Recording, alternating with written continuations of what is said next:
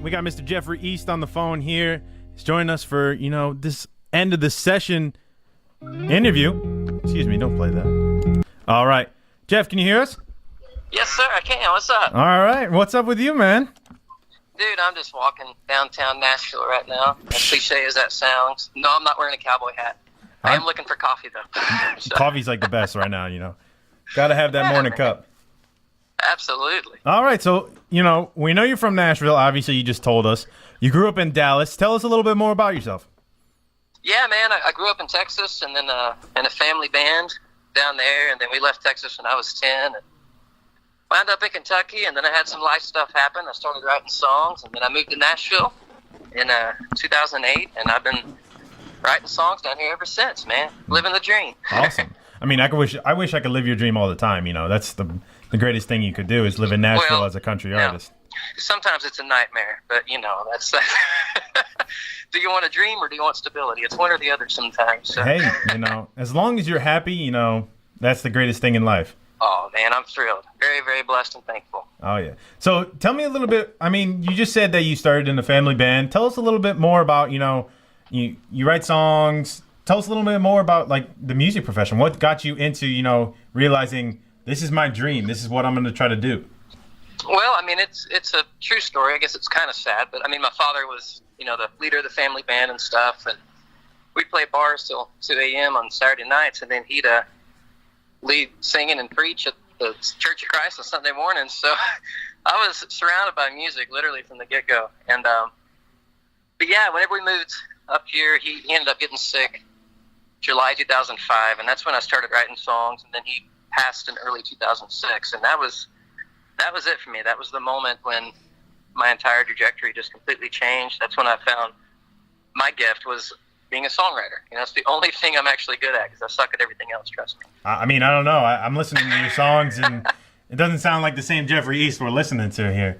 Oh, dude. No, I just, but that's what started it all for me. I knew then that this is what I was supposed to be doing, and been very fortunate to been able to do it for a living for the last, 11 years now. And I mean, it's like I tell people, if it all ends tomorrow, all I know is that for the last 11 years, I got to make music for a living. It's pretty sweet. Yeah, I mean, it sounds like it.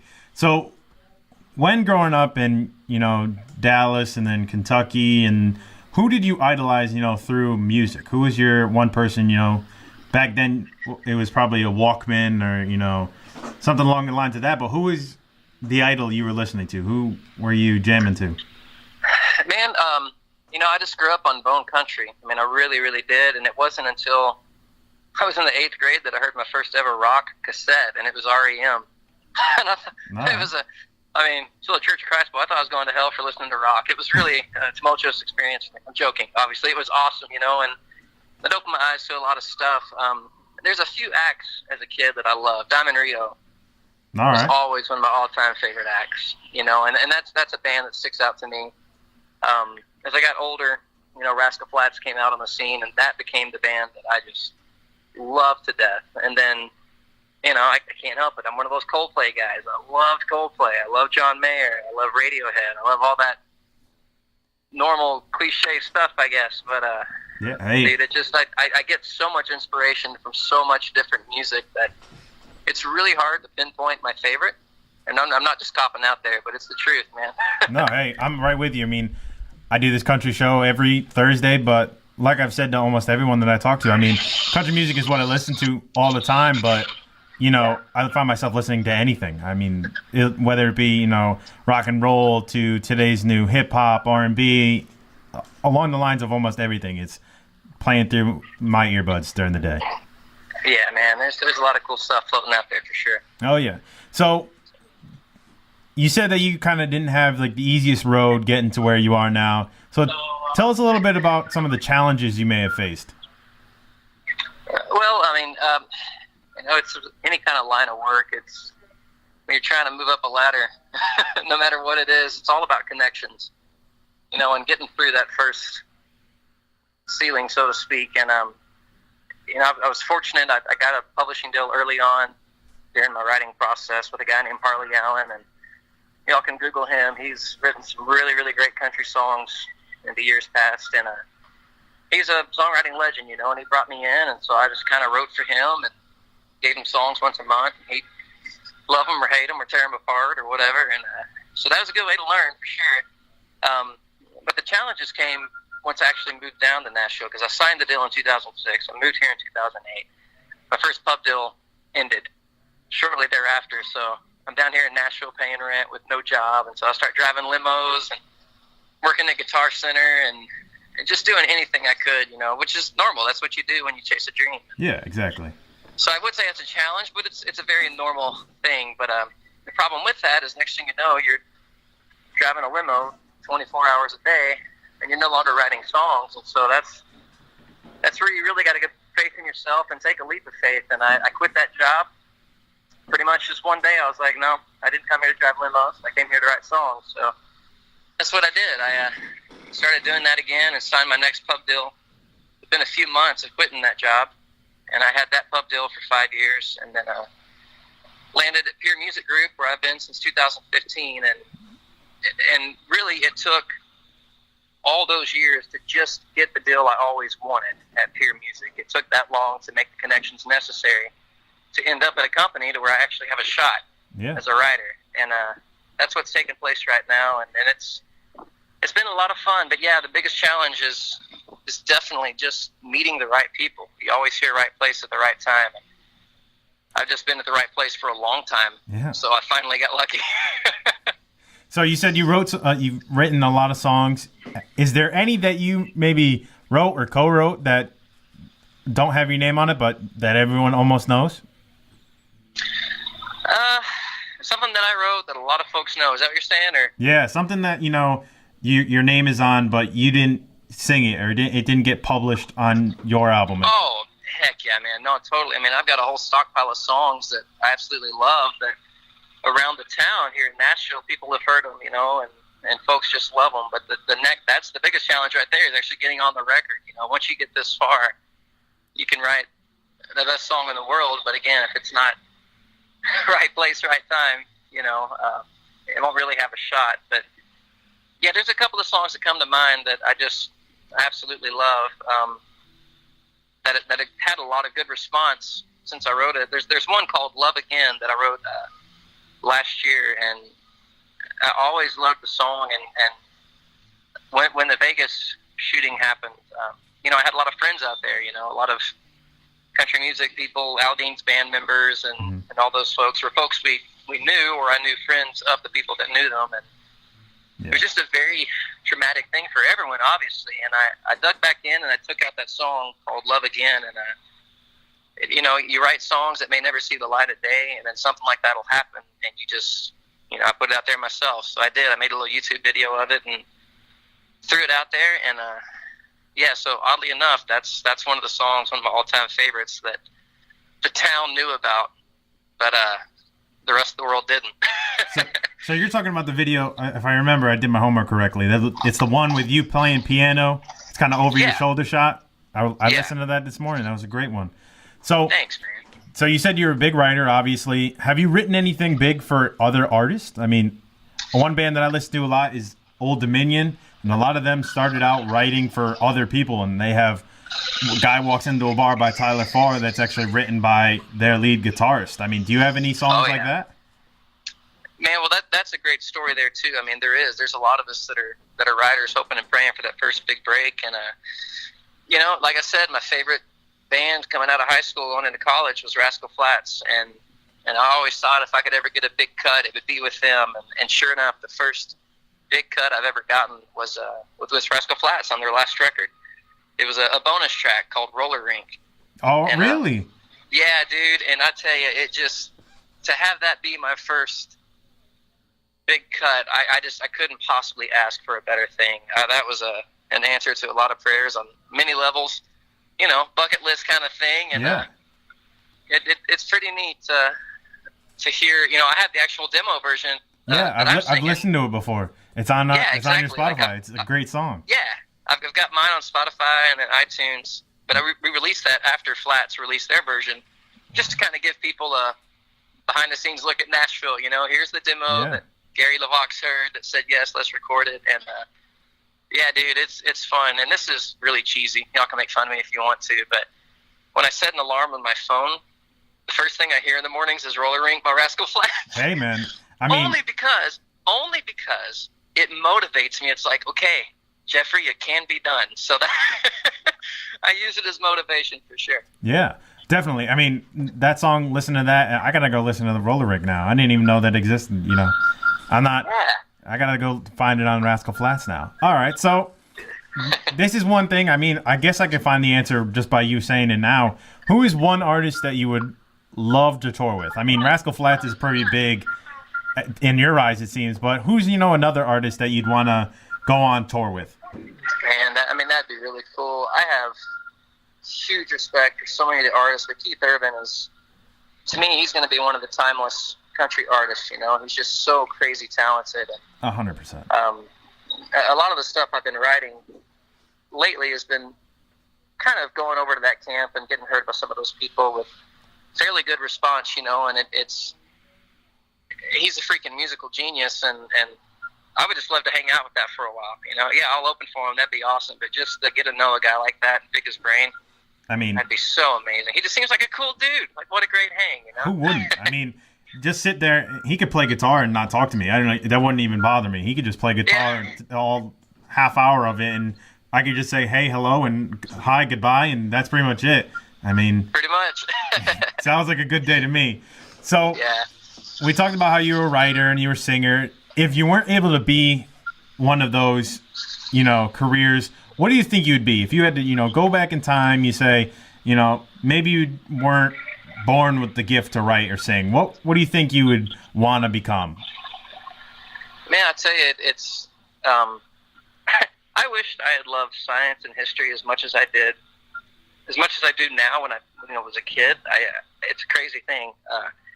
I have just become an absolute astrophysics nut. I love the stuff so much. I try to read these books about quantum theory and all that nerdy stuff, and astronomy. It's always just mystified me. Our place in the universe, and that's something that I do in my spare time.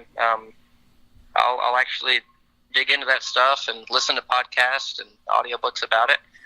So I could see myself, in another life, possibly chasing something like that.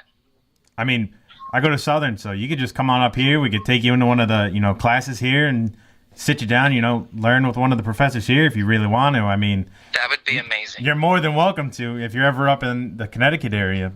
So set it up, dude. I'll be there. So now these are going into more, the fun questions, kind of like laid back, as those were, hard, quote, quote.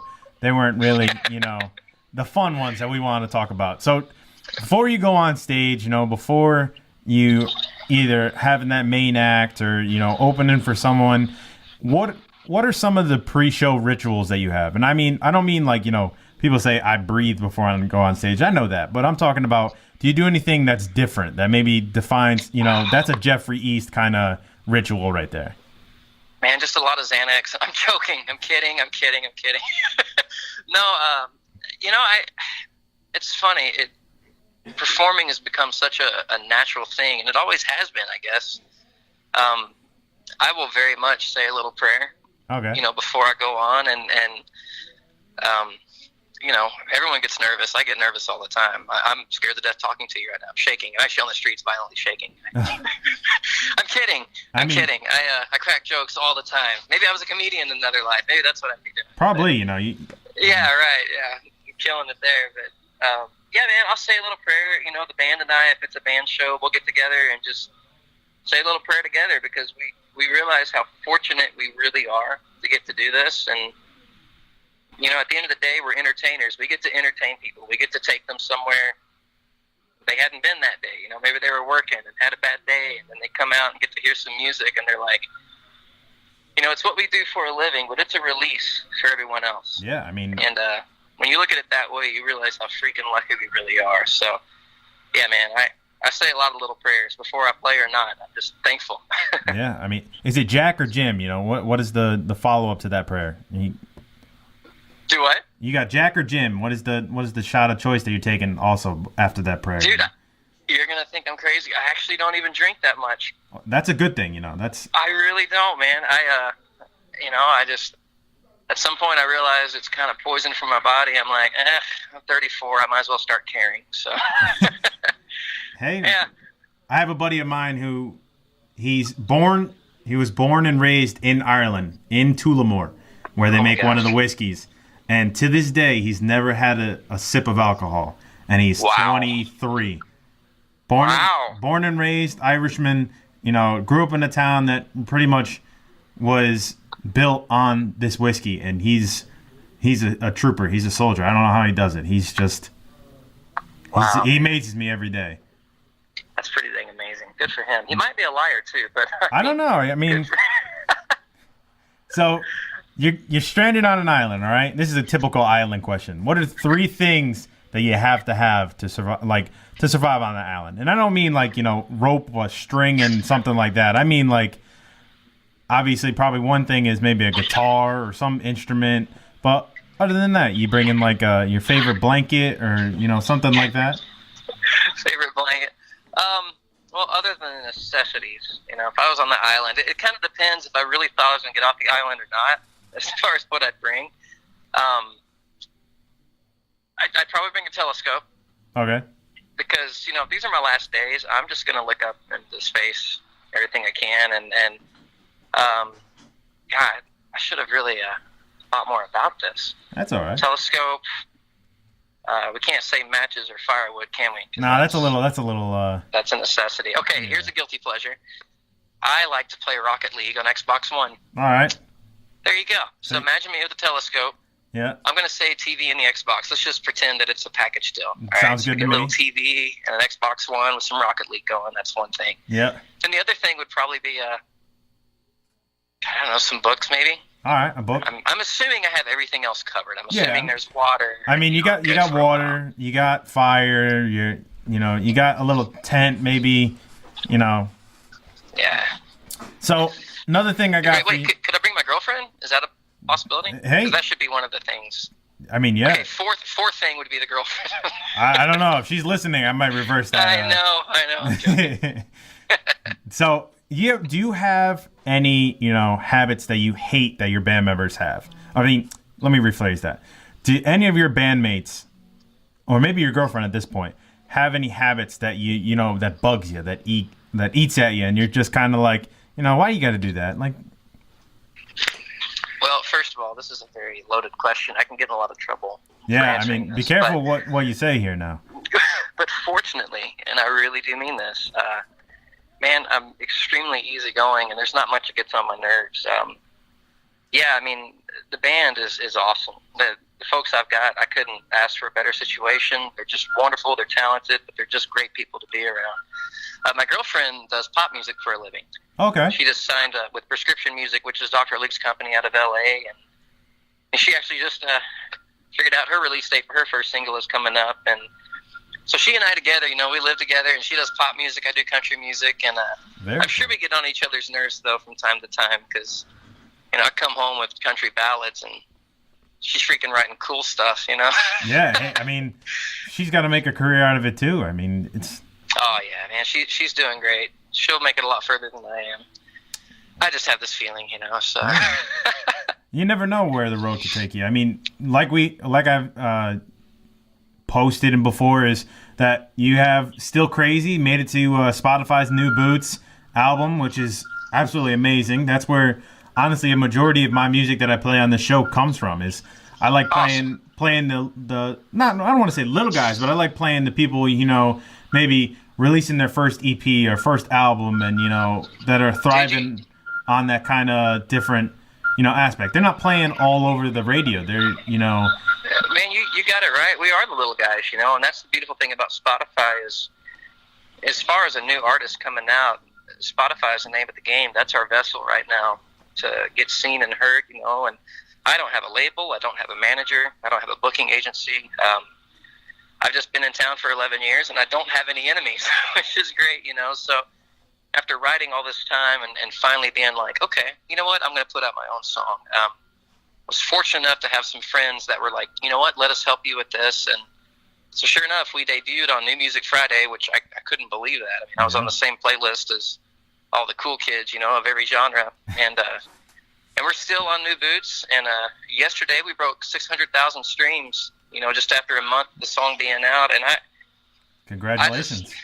It was not expecting any of that, and I just enjoy every part of it. It's like someone told me early on when I started doing this, was like, no matter what, enjoy every victory, no matter how big or small. And that's really been my mindset from day one, man. And to me, the Spotify thing, that's a pretty big victory for me. I'm pretty thankful for it. Oh, yeah. And but the coolest thing about it is just the doors it's opened since then. I just wasn't expecting the opportunities that we're getting now with booking agencies and some other folks that are showing some interest, that could have a definite impact on me moving forward. So yeah, I mean, trusting this, funky creative album art pops up with this guy with a beard art, and me coming with a guy who also has a beard. I kind of was like, all right, let me listen to this a little bit more, and then all of a sudden, listen to the song. I'm like, all right, I got to show this to other people. Start passing it around and seeing what other people say, and they were like, this is a really good song. So I was like, let me look into it. Let me try to get them on air. So thankfully, you were so kind enough to jump on air and, hang out for these, 15, 20 minutes that we're taking here. But, I'm excited. I'm hoping you are getting ready to release some other stuff that I could push around and see what other people think. I mean, it's exciting, man. I really dig the album. I really dig the song. Excuse me. Well, man, thank you so much. It means a lot. And again, this is just part of the fun. It's just getting it out there and hearing people's response. Getting a phone call from you or a Twitter message saying, "Hey, would you be on my show?" I'm like, "Of course, man. It's just as exciting for me as it is for anyone else, I guess." And we're letting this song do what it does. We're just going to keep, getting those spins up. I'd love to hit 1 million by the end of the year, which we're tracking that way. It could happen. I think it might. That would be amazing. I'll make a deal with you. I bet you it hits 1 million by the end of November. I kind of feel like it might, but I don't get my hopes up too much. But that'd be cool if it did. I think it would. But the next song will, we're looking into January probably. All right. To release that one, and it's a different type of song. It's more of it's the stuff I love to write. It's a ballady kind of thing, but it's got a pretty strong message. I mean, that's country music for you. So that's country music for you. It has a strong message and a great instrumental behind it. I mean, you can't go wrong after that. Yeah, man. Well, I'm looking forward to it. All right. Well, last question for you before I let you go and grab your coffee or hang out like you're doing. Who is one person that if you met, say, down in Nashville or you were on vacation, that you would stop and just turn into a complete fanboy? I mean, just stop there in your dead in your tracks, eyes glistening, don't know what to say, and you're just like, is that really, blank? I mean, I can't believe I'm getting to meet, Ashton Kutcher or, Tom Cruise, Close. Something like that. Yeah, that was my first two choices. You named them both. That's crazy. I'm joking, of course. Man, I'll tell you, I actually already kind of had that happen. I was with an artist that I always loved, and it was Glenn Campbell. Oh, really? Oh man, yeah. I'm trying to think of anyone that would have outdone that moment. But I was sitting at Corner Pub, just with a buddy at a co-write, just eating some lunch, and across the street, this guy's walking into this building, and I'm like, dude, that guy looks like Glenn Campbell. I said, oh my God, I think that's Glenn Campbell. So of course we went to the same building, and it was what is the guy? Manuel. That's the guy's name. He does all like the Porter Wagner outfits back in the day, all that crazy rhinestone stuff. All right. There's a guy here in town named Manuel, and he makes all those costumes and outfits and stuff. Well, Glenn Campbell was walking in there. We walked in behind him, and he was getting fitted that day by Manuel, and it's a place of business. I wouldn't like stalking Glenn Campbell or anything. Yeah. And dude, that was my moment. I mean, it really, really was. It's something I'll always remember, and of course, later on through the years, I got to see one of his last shows at the Ryman Auditorium. It's the first time I've ever seen him live, and that's just one of those country music legends. One of the last that. Oh yeah. That was remaining. Yeah, I mean, and he was honestly one of the people that you kind of play, and you're just like, this never gets old. This you could play this for probably another 50 years, and it's still going to be, you know, iconic country music. That it is. It's legit. It's completely timeless, and it is. It's legendary. It's iconic, and as far as who I'd see now, God, I wish I could tell you, man. Glenn Campbell, man. It just won't get any better than that. I don't think it could, honestly. I mean, Glenn Campbell, one of the icons of country music, one of the I would say one of the fathers of country music that brought it from nothing and, you know, made it something. He's known pretty much around the world, and I mean, there's nothing much better than Glenn Campbell. Yeah, it was really a cool moment, and I'll always cherish that for sure. All right. Well, Jeff, I think we're done here. We're going to pop on some Still Crazy, and we'll catch you later, all right? Awesome, dude. Thank you so much. No, thank you for coming on. And like I said, Still Crazy, Jeffrey East, rising to the top of the charts here on Spotify. And remember, this is Country Fried, and you're listening to WSIN.